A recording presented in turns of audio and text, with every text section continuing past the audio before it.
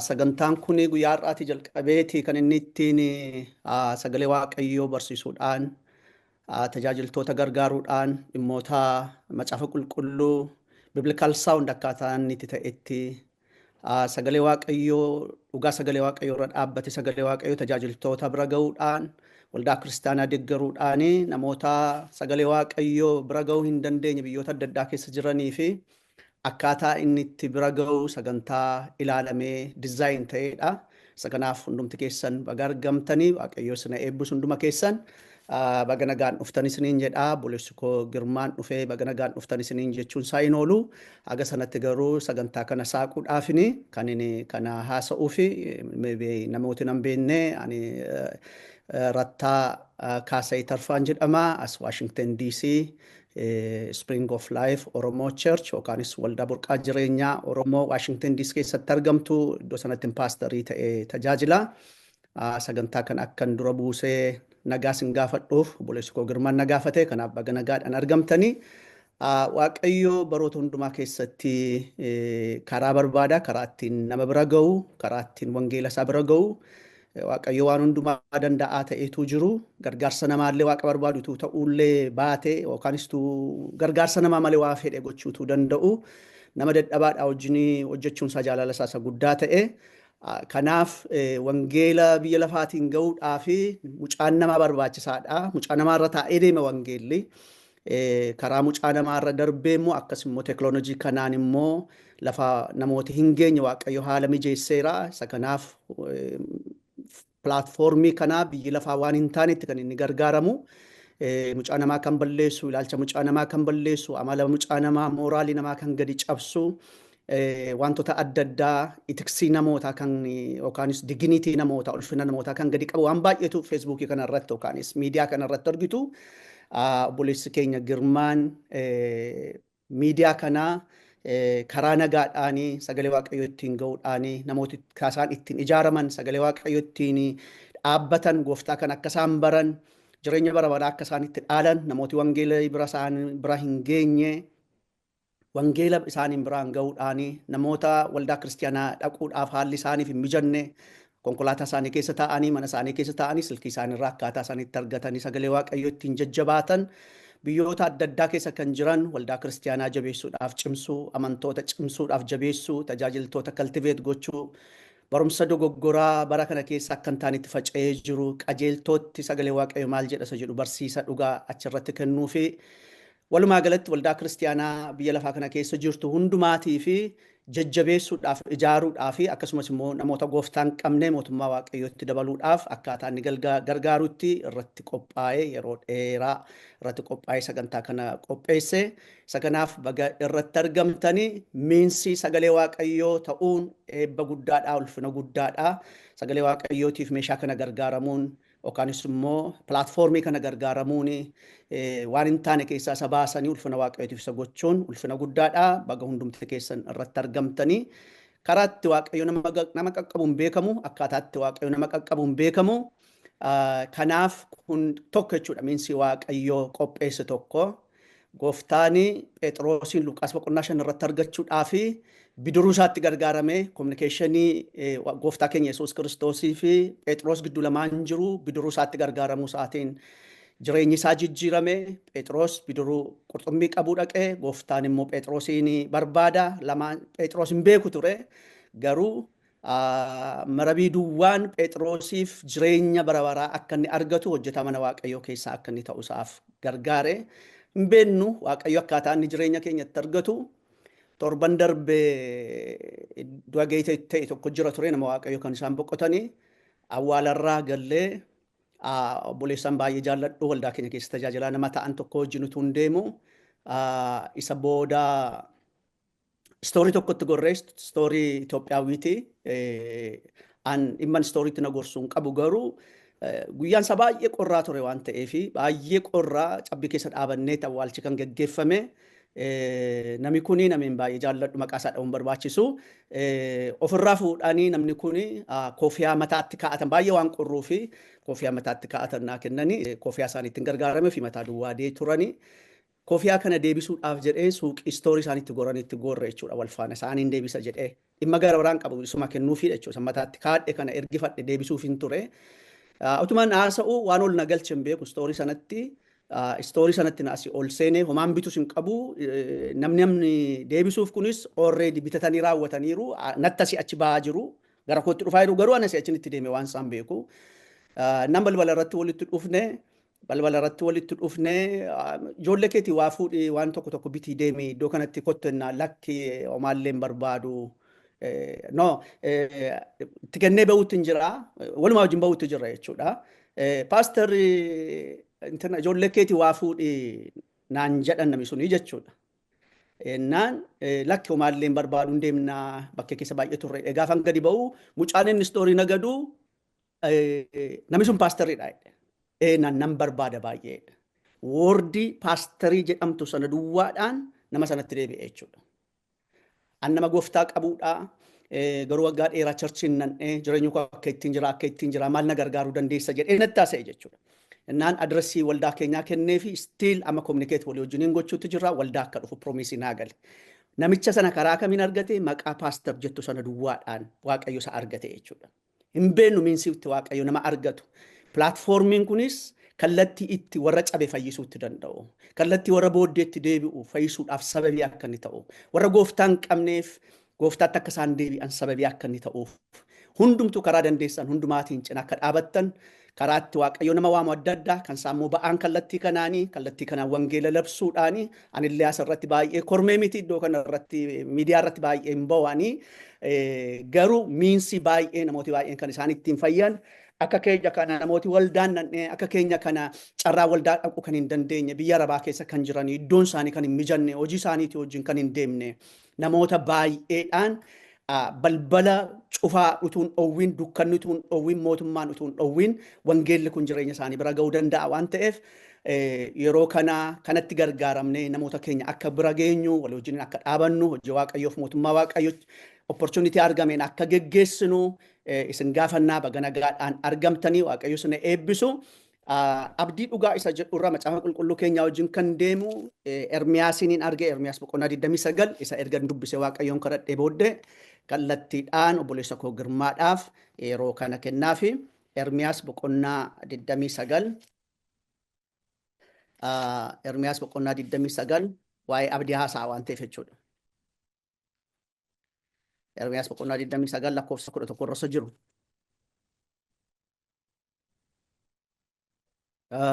Isa dubbiseen isa booddee obboleessa kootii dabarsee kennaaf. Yaada ani isiniif yaade ana duwwaatu beekaa. Yaada ani isiniif yaadu ana duwwaatu beekaa. Innis yaada nagaa, yaada wanta isiniin gara fuula duraatti eeggattanii isiniif raawwatamu malee yaada isin balleessu miti jedha. Yaada abdii jechuudha. Abdii ani isinii kennu abdii rarra'ee hafu miti. Abdii lafatti hafu isin balleessu miti. Kanaaf abdiin adda addaa jira. Macaafa qulqulluun tasfaa jedha. Abdiin adda addaa jira. Abdiin sobaa jira. Abdiin dhugaa jira. Abdiin rarra'ee hafu jira. Inni kun garuu kan inni nu dhageessisu abdii dhugaa, abdii qabatamuu danda'u, abdii riviildi ta'u jireenya keenya keessatti. Abdii jireenya keenya keessatti mul'atu nuyi waaqayyoon gidduu lamaan kan jiru abdii jiru sagalee nu dhageessisu, sagalee dhugaati, sagaleen dhugaa Kiristoos Yesuus. Kanatti qabannee waaqayyoon kadhannee yeroo kan akka nu eebbisu kallattiidhaan obboleessa koo Girmaadhaaf dabarsee kennaa. Waaqayyoon kadhannaa. Amanamaa qulqulluu kan taate waaqayyo gooftaa maccaas galateeffannaa yeroo kana waan nu laattee fi namooti amma yeroo ammaa pilaatfoormii kanarratti wiindoo kanarra galanii jiran hundumtuu saba keedha. Saba kee sagalee keetiin akka geessu, akka jajjabeessitu, kan cabe akka wal'aantu, kan abdii kutate abdii haaraa akka laattuuf sirkaan dhumuati. Waaqa hundumtuu harka kee keessa jiru, waaqa hundumtuu siif danda'amu. Waaqa hundumaa gaarrii fi lafi gajjedhaan kan sin qabne, mootiin akkamii kan sin qabne. Alfaadha, Omeegaadha, waaqa bara baraan jiraattu, barri jireenya keetii lakkoofsa kan hin qabne, amma jettu kan geessu, abdii dhugaa kan namaa laattu. Waan ta'ullee yoo fakkaachuu dhabaate haalli ilaalamee abdiitti namootaaf laate waan ta'ullee yoo fakkaachuu dhabaate haalli tuun qabin mootiin utuun qabin barri tuun qabin yeroon utuun qabin raawwatte akka jettu raawwatte ijoollee keetiif kakuu kan wal agarsiistu baroota hundumaatti dhuga ba'umsa akkasii kan qabdu gooftaa keenya.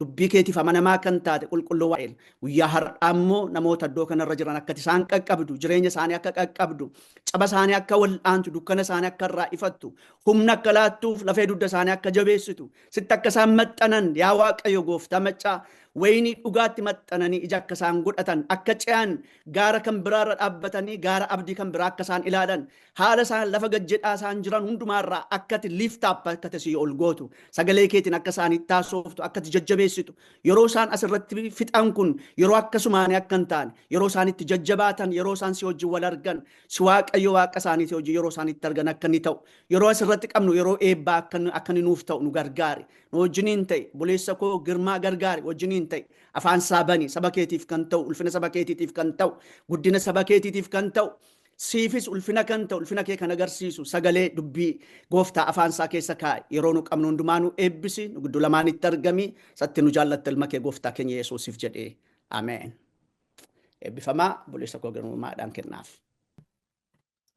Galatoomaa gooftaan isin haa eebbisuu baga nagaan dhuftanii yeroo keessa fudhattanii walgahii keenya irratti hirmaachuu keessaniif gooftaan isin haa eebbisuu waldaa adda addaarraa taamzoonii adda addaarraa warra hirmaattan hunduma eebbifamaa gooftaan isin haa eebbisu jechuun barbaada. Guyyaan har'aa guyyaa Waaqayyoon nu kennee waa'ee Hope of Ministry yookaan immoo afaan Oromootiin ministirii abdii dhugaa kana maal akka hojjetu kaayyoon isaa maal akka ta'e akkamitti akka hojjennu maal akka hojjennu walitti haasofnu waan ta'eef waa'ee kanaa dubbachuu kanaaf yeroo kanaaf gooftanii galateeffadhaa Waaqayyoon isin haa eebbisu isinillee hunda dura waa'ee kaayyoo keenyaa otoo hin ibsin dura abdiin dhugaa maalii kan jedhu macaafa qulqulluu giddu galeessa godhadhee waan tokko tokko isinitti haa dubbadhu saba Waaqayyoo.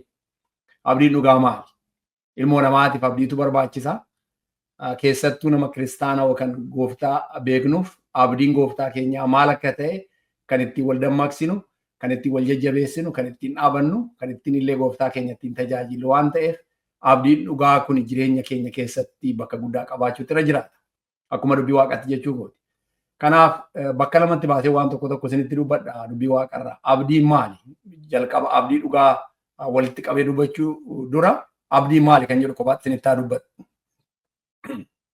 Abdiin maali? Akkuma beennu hope kan jedhamu kan abdii kan jedhamu kun ilmoo namaa hundaaf waan murteessaa tokko jireenya ilmoo namaati. Ilmoon namaa lafa kanarra jiraachuudhaaf boruu isaa yaaduudhaaf nama ta'ee waan boruu karoorfachuudhaaf abdiin qabu taanaan namni namummaan isaa lafa kanarra jiraachuudhaaf rakkisaa ta'a jechuudha. Kanaaf abdiin akkuma jecha isaati irraa arginu abdiidhaan jiraanna. Keessattuu immoo abdii isa dhugaa ta'e. Itti deebi'ee waa'ee dhugaa dubbadha. Waaqayyoon abdii dhugaa nu kenne. Ilmoo namaatiif lafa kanarratti abdiin hagam akka barbaachisaa ta'e haala addunyaa kanaa gaafa teenyee ilaalu hubachuu dandeenya. Namuma ilmoo namaatiif jechuu kooti. Waa'ee dubbii waaqatti asin deebi'a. Addunyaan kun har'a kan rakkattu, kan dhiphattu, gaaga'ama adda addaa keessa kan bahaa jirtuu fi qabeenya dhabuu ishiitti irraa natti fakkaatu. Qabeenya uumamaa haa ta'u, qabeenya ilmoo namaatiin uumame qabeenya dhabuu irraa miti. Rakkoon addunyaa kanaa har'a gaafa teessan ilaaltan abdii dhugaa dhabuu irraa, abdii dhabuu irraa ilmoon namaa safar godhaa kan jirtu addunyaa kanarratti gaafa ilaaltan. Ilmoon namaa hirriiba dhabee halkan hirriiba malee kan bulu, kan wal ajjeesu, kan of ajjeesu, abdii boruu dhabuu isaatiin, abdii dukkanatti ta'uu isaatiin addunyaan kun rakkachaa kan jirtu har'a. Akka biyyaattis gaafa ilaaltan biyyi tokko abdiin qabu taanaan, sabni tokko abdiin qabu taanaan, namni tokko abdiin qabu taanaan jireenya hin qabu qabaman.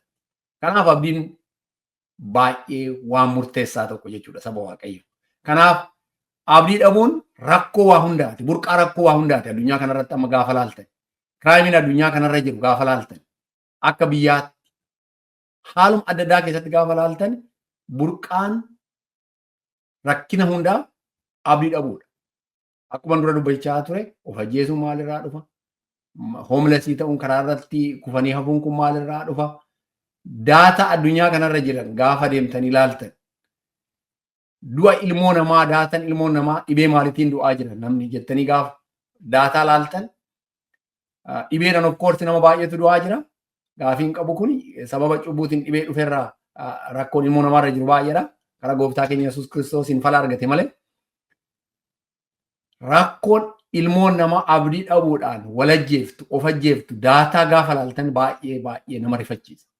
Because ilmoon namaa abdii malee jiraachuudhaaf hin dandeessu ta'uusaa namatti hima daataan kun mataansaa. Laaluu dandeessu. Biyya Ameerikaatti CDC daataa CDC laaluu dandeessu. Maali daataan kun maal hubbata? Jireenyi ilmoo namaa lafa kanarratti akkamitti rakkisaa akka ta'e. Kiraamiin burqaa, tiraafiik, aksidentiin adda addaa. Wanni adda addaa gaafa laaltan hoopii yookaan abdii dhabuu isaatirraa ilmoon namaa rakkoo irraan gahaa jiru akka ta'e. Gaafa dubbii waaqaatti as deebinee kana immoo laal dubbiin guddaanuu kana caala saba waaqayyo. Akka dubbii waaqaatti abdii jechuun hundee dubbii waaqaa karaakterii yookaan amala waaqaatti irratti hundaa'ee waa waaqayyoon ilmoo namaatiif kenne maalummaa isaatiin jaalala isaatiin gaarummaa isaatiin ilmoo namaatiif waaqayyoon kenne jechuudha. Kanaaf kuni assuranceedha. Assuraansii otoo hin ta'in kan ta'uun hin oolle fiixa bahiisaa kan mamaa tokko hin qabne abdii waaqayyoon ijoollee isaa garaa gooftaa keenya Yesuus Kiristoosiin amananiif kenname. Bara duraarraa jalqabee gaafa laaltan kana argitu abdii waaqayyoon kenne. Kanaaf abdiin akka dubbii waaqatti jireenya ilmoo namaa keessatti barbaachisaa akka ta'e. Barbaachisummaa caalaa immoo guddaa akka ta'e. Addunyaan kun akkuma dura dubbachaa ture abdiin ishiin kennitu abdii akkamiiti? Wiishii kenniti. Wanni tokko tokko wiishiin kun yookaan immoo hawwiin ilmoon addunyaan kun kennitu, biyyi kennitu, namni kennu, even fayyaan kennu, saksesiin adda addaa kennu kun fiixa bahiisan qabu. Karaatti dhaabata, hin jijjiiramu, haala adda addaatiin jijjiirama. Abdii waaqayyoon kennu garuu jijjiiramaa miti. Kanaaf waaqayyoorraa abdii amala waaqayyoorraa arginurraa. Kanaaf dubbii waaqaa maal dubbata?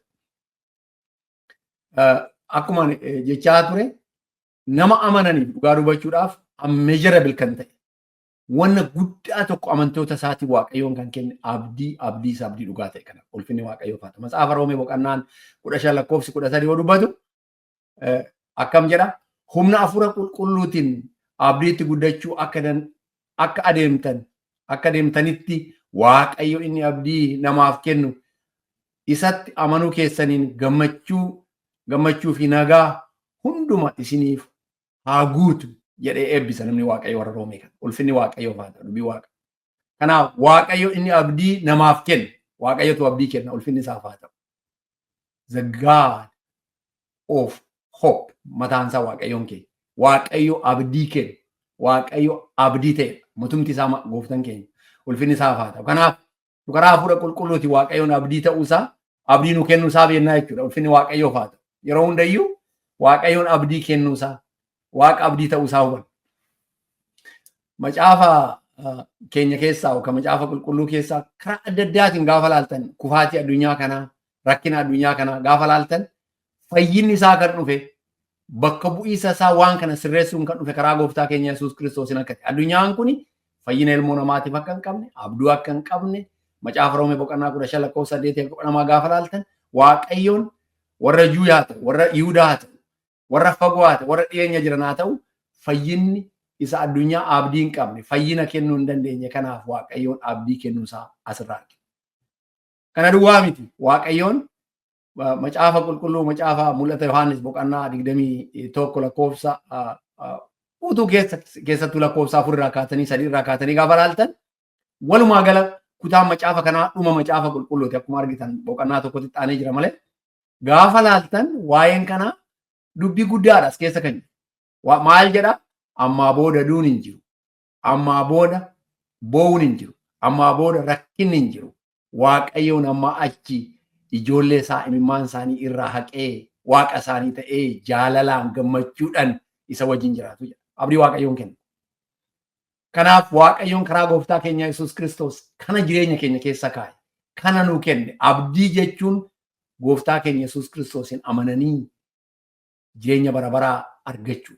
Abdiin kana caala hin jiru. Abdiin keenya mataan isaa gooftaan keenya Yesuus Kiristoos. Namni Kiristoositti amanu abdii keessa jira. Macaafni qulqulluu. namni Kiristoositti hin amanne abdiidha ala jira. Out of hope. Waaqayyo nama abdii keessa jiru waan nu godheef ulfinni isaa faata.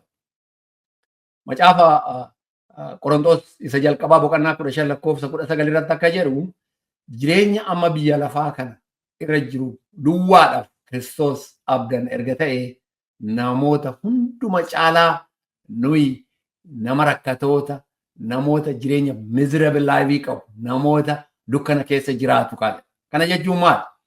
Waaqayyo ana abdannu nuyi jireenya bara baraatii fi lafa kana irratti illee Waaqayyo abdanna. Akkuma asirraa argitan jireenya biyya lafaa kana duwwaadhaaf jedha. Kanaaf jireenya lafa kanaatiif illee gooftaa keenya abdanna. Jireenya bara baraatti illee gooftaa keenya. Abdiin keenya guutuudha karaa lamaan. Maaliif lafa kana irratti waan keessa dabaru bu'aacee qabnu haala qabnu keessatti Waaqayyoon abdii keenya ta'ee nu jabeessee nu ceesisee jireenya isa bara baraaf nu qopheessan immoo isaan nu. Kanaaf abdiin keenya abdii guutuudha ulfinni Waaqayyoo fa'a. Kanaaf Waaqayyoo abdanna. Kanaaf Waaqayyoon lafa kana irratti akkanumaan nama akka abdiin qabneetti barri dhufu hin jiru jennee jiraanna yoo ta'e akkuma nama biraa nyaata nyaannee waan lafa kanarra jirutti gammannee duunaa jechuudha. Namni akkasii abdii hin qabu. Nu abdii qabna ulfinni Waaqayyoo fa'a. Kanaaf macaafa Tiitoo boqonnaa 1 lakkoofsa 2 gaafa argitan maal jedha? Abdii jireenya bara baraa isa Waaqayyoon inni mootummaa hin sobne bara duraa jalqabee abdachiise yaadachiisuu kooti jedha. Argitanii? Abdii jireenya bara baraa Waaqayyootu kenne Waaqayyootu kenne isuman isin yaadachiisa. Isuman isinitti hima. Inni duruu jira. Waaqayyootu kenne kan kenne Waaqayyo. Kanuma immoo yaadadhaa. Namni Waaqayyo kan dubbii Waaqayyo kana dubbata waa argitan asirra. Asuma macaafa Tiitoo kana boqonnaa 2 lakkoofsa 13 gaafa argitan maal jedha? Achumaan abdii keenya isa eebbifamaa fi ulfina isa deebi'ee mul'atu isa eegganna jedha. Inni immoo mul'ina gooftaa keenya Yesuus Kiristoos. Abdiin keenya kana. Abdiin ilmoo namaa gooftaa keenya Yesuus Kiristoos. Kanaaf abdiin jireenya ilmoo namaa keessatti barbaachisaa akka ta'e jireenya kiristaanaa keessatti guddaa tokko jireenya keenya hundee jireenya keenya enerjii keenya humna keenya dhaabbannaa keenya boruu keenya kan ittiin yaadnu Waaqayyo kan ittiin tajaajilu Waaqayyoon jireenya keenya keessatti kana godhaa jira jennee kan yaadnu macaafni keenya macaafni qulqulluun abdiin guutama macaafa abdiiti macaafni keenya kakuun haaraan kakuun moofan macaafni keenya jireenya abdii kiristaana keessatti horuudha. Kiristaanota kanaan akka gadhaaban taasisuudha jireenya kiristaanaa macaafni qulqulluun keenya kan barsiisu. Kanaaf abdiin jechuun jireenya nu qabaan isa jireenya abdii isa eebbifamaa Waaqayyoon nu kenne jechuudha. Isa Waaqayyo ulfinni Waaqayyoo faata. Kanaaf abdii jechuun karaakterii Waaqaa amala Waaqaa kan ta'umsi isaa hin fiixa baay'ibsinaan oolu eminanti kan ta'e jireenya Waaqayyoon kenne jechuudha. Ulfinni isaa faata. Dhugaan immoo maalime? Dhugaan kunis akkuma kana amala Waaqayyootirraa kan dhufu yaada Waaqayyoo galata Waaqayyoo irraa kan dhufu Waaqayyoo mataa isaatti kan ittiin of ibse Waaqa dhugaa inni mataan isaa dhugaan ta'e burqaa dhugaa kan ta'e dhugaa mataa isaa kan ta'e Waaqayyoo keenya. Kanaaf dhugaan eessa jira gaafa jennu macaafa qulqulluu keessa Kiristoos keessa inni mataan isaa dhugaa jennee dubbannaa jechuudha. Kanaaf macaafni keenya macaafa dhugaa Waaqayyoo riviil nutti godheedha nutti labsee nutti dubbatee ulfinni isaa faata. Kanaaf waa hundumtuu macaafa keenya keessatti karaa gooftaa keenya Yesuus Kiristoos dhugaa ta'e beera. Kanaaf dhugaan macaafa qulqulluu keenya gooftaa keenya Yesuus Kiristoos. Dhugaan faallaa sobaati. Bara kana akkuma beektan post modernizimiin kun jireenya ilmoo namaa karaa adda addaatiin jalliseera. Argitanoota kiristaanallee gaagaamaa guddaa jireenya kiristaanota irraa gaa jiru kana dadhabsiisuudhaaf jechuun seexanni kan itti fayyadamu. Dhugaan relevantiidha. Wani dhugaasii ta'e anaaf soba ta'a. Anaaf soba wanni ta'e siif dhugaa ta'a jedhanii akkaataa kana namoota karaa irratti jallisan. Dhugaan dhugaa taanan soba haalitti ta'uu danda'u hin jiru. Loojikiin falaasamni akkasii hin jiru. Addunyaan kun waan ofii dubbattee deebitee kontiraadeekti gooti, konfiliikti gooti, jallifti, hoolaa dhageessan. Kanaaf argitan. Kanaaf dubbii Waaqayyoo yookaan immoo dhugaa Waaqayyoon inni mataan isaa dhugaa kenne kun inni dhugaa. Ultimate truth dhugaa Waaqayyoo olitti dubbii Waaqaa olitti dhugaan hin jiru saba Waaqayyoo. Saayinsiin addunyaa kanaa waan baay'ee barsiisuu danda'a, waan baay'ee dubbachuu danda'a. Gaarummaa baay'ee of keessaa qaba. Garuu dhugaa guutuu hin qabu. Dhugaa guutuu kan qabu macaafa qulqulluu keenya, gooftaa keenya Yesuus Kiristoos ulfinni isaa faata. Kanaaf macaafa Tiitoo boqonnaa 1 lakkoofsa 1 irratti dubbii Waaqaa maal jedha? Ani Phaawulos amantaa fi dhugaa beekuu warra Waaqayyoof akka taatan kana isinitti himuu kana akka guddatan isin barsiisu isinitti himuu si yaadachiisuu kooti. Hojjetaa Waaqayyoo kanan ta'e kana isinitti himuu kooti. Maaliif Waaqayyoon amantiidhaaf dhugaa of keessaa qaba. Burqaa dhugaati jedha dubbii Waaqayyoo.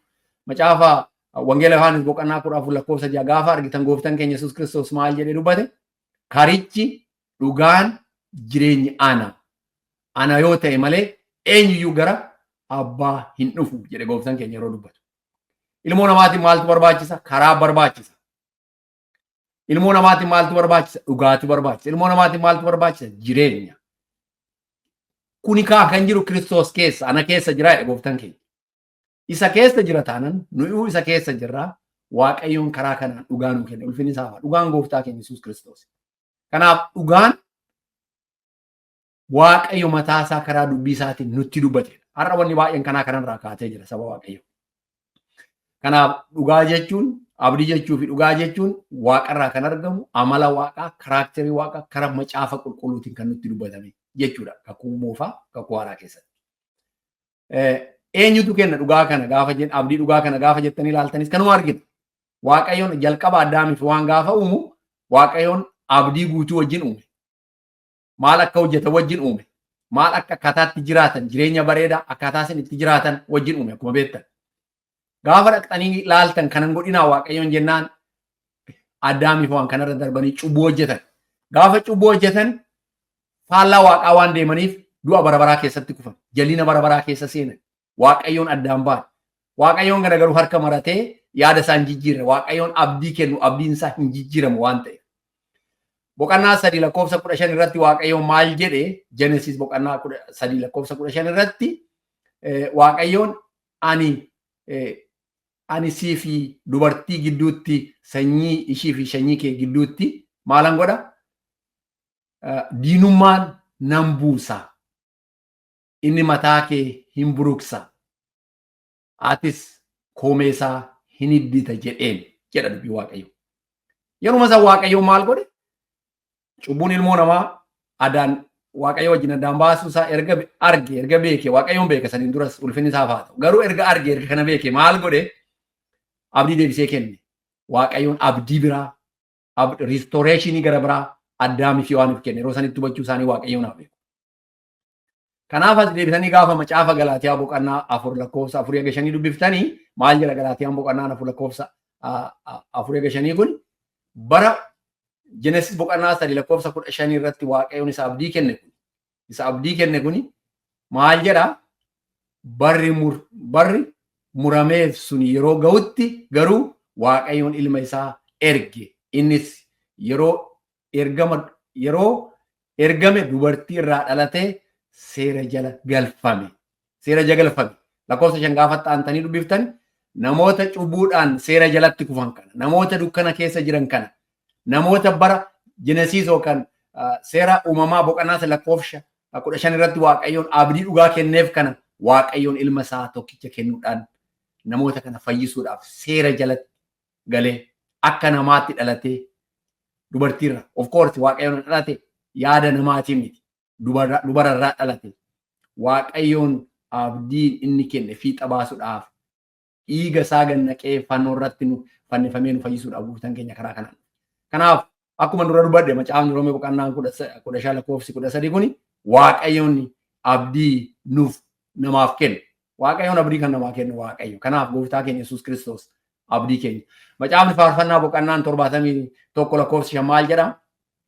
Yaa Waaqayyo gooftaa koo, ati abdii kooti, ati mucummaa kootii jalqabdee amanannaa kooti.